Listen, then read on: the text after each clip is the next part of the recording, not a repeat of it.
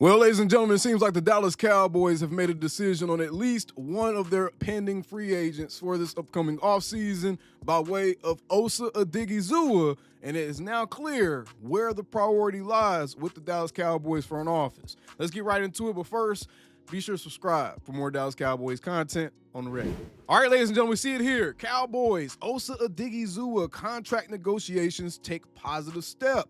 Osa Odighizuwa is the Cowboys' most important free agent entering the 2025 NFL offseason, and the team and negotiations are underway. We can see here Stephen Jones spoke with the Dallas Morning News and David Moore, and he said, quote, "We have had negotiations with Osa," Jones said.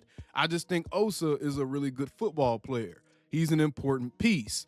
Jones also noted the Cowboys haven't ruled out using the franchise or transition tag on Osa Odighizuwa, with the franchise tag number about $23.5 million, and the transition tag number will be about $18.9 million figure. It's pricey, but the Cowboys could resort to using these options to keep Osa Odighizuwa on the team, and it seems like the messaging has been consistent for the Cowboys. Ever since the offseason started, the first thing that they said about Osa Odighizuwa and his upcoming free agency is the fact that the Cowboys do want to keep him on the team. Now, they're going to have to move more quickly with an Osa Odighizuwa on this contract because he's actually scheduled to be an actual free agent this offseason. This isn't the situation with Dak and CD or any of these other guys where they actually had a year remaining on their contract. So that's the difference. There's the nuance between the different situations. So this is not going to be a reason to kind of start jumping for joy and saying, oh, the Cowboys, they're moving quicker. They're trying to do things differently. They're listening to the fans.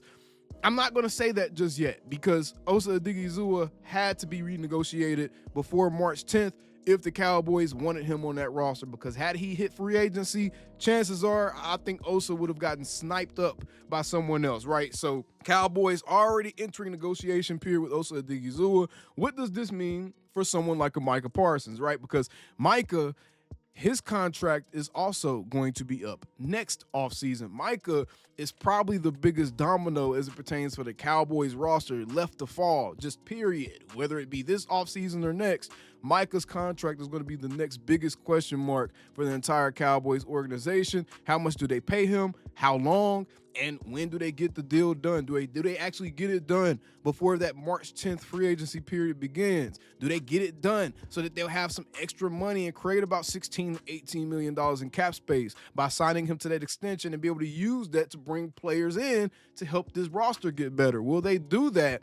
Or is this going to be another situation where they slow play it and they say, hey, we're going to wait. We're going to wait for some other leaves to fall. We're going to wait for Max Crosby to get paid. We're going to wait for Myles Garrett to get paid. We're going to wait for Trey Hendrickson to get paid. If they wait for more leaves to fall, which they could because there's a bunch of pass rushers that are up to get paid this offseason, then that could be a problem, right? But I just think the Cowboys need to get out of their own way at some point and just pay their players. Pay your guys. These dudes have earned their contracts.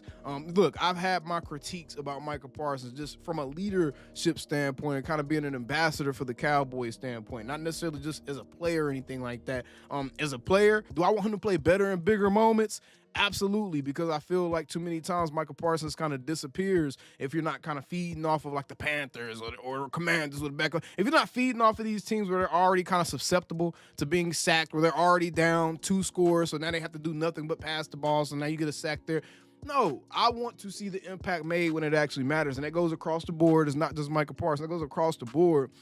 But at the end of the day, that man has absolutely earned his contract. So the Jones family need to pay him so that way we can see them and look at them in a serious light for this upcoming offseason. Because if they don't pay Micah before free agency starts, then I have no hope that anything different is going to happen this offseason as compared to last or the previous ones before that. I mean, at this point, honestly, I would settle for a Stephon Gilmore, Brandon Cooks type of offseason again. That's how starved we are as fans, where we have to settle for 2 aging veterans and look at that as the best acquisitions we could possibly make as one of the most powerful franchises in all the sports. It's kind of sad how far we've fallen, ain't it? But either way, they have begun the negotiations with Osa Odighizuwa. So I guess at least they're not waiting. At least they're not waiting until March, the week before free agency starts. It looks like they are trying to get this thing done. And who knows? Maybe if they sign Osa Odighizuwa, some of these other dominoes will fall. But outside of the Osa Odighizuwa news, I think it is interesting the timing of the Micah contract and how quiet they've actually been about the Micah Parsons contract. I feel like there was a lot more dialogue taking place as it pertains to contract negotiations and contract statuses last season, even up to this point. I realize we haven't gotten to the meat of the offseason yet, but even up to this point, I feel like there was already more dialogue about a Dak contract or a CD contract that was taking place than there is about this Micah contract on both sides. And I'm wondering, is there a little bit of consternation? Is there a little bit of that concern of, if we pay this guy, is he still going to be the same guy? If we pay this guy, is his focus still going to be on the game? Because now he has this security that regardless of anything else, we don't have this carrot to dangle out in front of him anymore. Is Micah Parsons still going to be Micah Parsons after he gets paid? I think at this point, that would be the only question I would have, but that doesn't stop you from paying that guy. You pay him and you just hope that you roll the dice and you hit on whatever it is you're trying to hit on, but that would be the only question that I would have about a Micah Parsons and paying him. If I'm the front office, and the only reason I can possibly think of that you would delay paying him, if we do see a delay, that would be the only reason I could think of, especially since we know Micah's willing to take less money. We know Micah wants to get the contract done early. We know Micah wants them to be active in free agency. So we're not going to look on Micah's side and be like, oh, Micah's side is the reason his contract's not getting done. It would solely be on the Joneses, because remember, Jerry kind of threw out that carrot out there, that nugget that, Dak's party had a little bit to do with how long his contract took to get done last season, and I'm assuming it's because they were holding out for certain concessions to be made from the Joneses. With Micah, it's a little bit different because he's already put himself in almost a position of lesser power by saying that he would take less to help the team out, and he wants to get these things done. He's kind of made it very clear where he stands. Now it's like, okay, the Cowboys, you're on the clock. We know where Micah stands. You're on the clock. And if you're not trying to move or make a move, then why? And that's where those questions come into play about, character and, do they trust him? Do they think that he's worth a $200 million contract from this, not on the field standpoint, from an off the field standpoint as well? Because you don't pay guys that type of money without looking at them as ambassadors of your brand. Look at them as ambassadors of your team. Those are essentially faces of your franchise, and that's who you're banking your franchise on for the foreseeable future. Are those questions there? I think the timing in which they pay Micah his contract is what's going to answer those questions. If they pay it quickly, then obviously they don't have much concerns about that, and good for them, good for the team, good for us as a fan base. If they drag it along and try to drag their feet with paying them, or try to start throwing out the little mudslinging stories that we like to see about our players when it's contract time, I'm sure we're going to see some negative stories pop up and stuff about Micah. Are they going to do that? Are they going to take that route with it? And if they do, why? When we already know he's willing to make concessions to make this work, that's when that conversation will have to take place. But either way, Osa Odighizuwa has started his contract negotiations with the Joneses. That is positive news at the very least, because at least they're alive. They're breathing. They have a pulse, right? But until next time, be sure to subscribe for more Dallas Cowboys content on the regular. And how about them Cowboys?